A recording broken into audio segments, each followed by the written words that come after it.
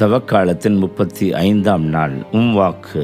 இன்றைய இறை வார்த்தையின் முதல் பகுதியான முதல் வாசகத்தில் பாலைவனத்தில் செங்கடலை கடந்து சென்று கொண்டிருந்த மக்கள் கடவுளுக்கு எதிராக முறையிடுகிறார்கள். உணவு கிடையாது, தண்ணீர் கிடையாது என்று சொல்லி தங்களது உடல் சம்பந்தப்பட்ட தேவைகளை குறித்து பெரிதும் குறைபட்டுக் கொள்கிறவர்கள் கடவுள் செய்த மகத்தான காரியங்களை மறந்து போனதை நம்மால் பார்க்க முடிகிறது. அதே நேரத்தில் அவர்கள் பாம்பினால் கடியுண்டவர்களாக இந்த தேவநிந்தைக்கு பாதிக்கப்பட்ட நிலையில மோசே தன்னுடைய கோலிலே வெண்கல பாம்பை கடவுளுடைய கட்டளைப்படி உயர்த்தி பிடித்த போது யார் யாரெல்லாம் பார்த்தார்களோ அவர்கள் மீண்டு வாழ்ந்தார்கள். நற்செய்தியில இயேசு ஆண்டவர் தான் இவ்வுலகை விட்டு செல்லப் போகிறார், தேடப் போகிறார் என்றெல்லாம் சொன்னபோது தற்கொலை செய்து கொள்வாரோ அல்லது வேறு விதமான முடிவை எடுப்பாரோ என்றெல்லாம் அவர்கள் பேசிக்கொண்டிருக்க வேளையில் நீர் யார் என்று சொல்லி இயேசுவை கேட்கிற போது இயேசு ஆண்டவரோ இதை மீண்டும் சொல்லுகிறார், நீங்கள் மானிட மகனை உயர்த்திய பின்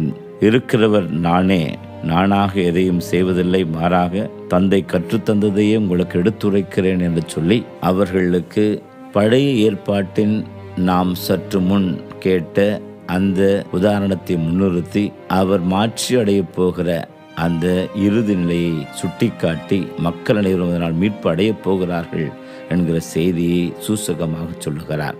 இன்று ஆண்டவர் இயேசு தவக்காலம் என்று ஒன்றை நமக்கு அளித்து நம்முடைய வாழ்வில் நாம் இயேசுவை இன்னும் அதிகமான நம்முடைய இறை அனுபவங்களால் புரிந்து கொள்ளவும் அவரால் தான் நமக்கு மீட்பு உண்டு, அவரே நமக்கு மீட்பு அளிக்கிறவர். இந்த உலகுசார் நிலையிலே வருகிற சிறிய சிறிய துன்பங்களோ அல்லது இல்லாமையோ நாம் படுகிற துன்பங்களோ இவையெல்லாம் கடந்து போகும். முணுமுணுக்க வேண்டிய அவசியம் கிடையாது. நம்மை காப்பவர் கண்டிப்பாக நம்மை உயர்த்துவார். அவரை உற்று நோக்குவோம், வாழ்வை பெறுவோம் என நாம் உறுதியெடுத்தவர்களாக வாழ்வோம்.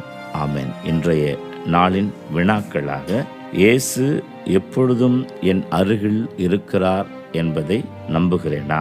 அடுத்து, என்னுள் உறையும் எனது ஆண்டவரை விட்டு விலகாமல் நான் என்றும் அவரை பற்றி கொள்ள முயற்சிப்பேனா? ஆமென்.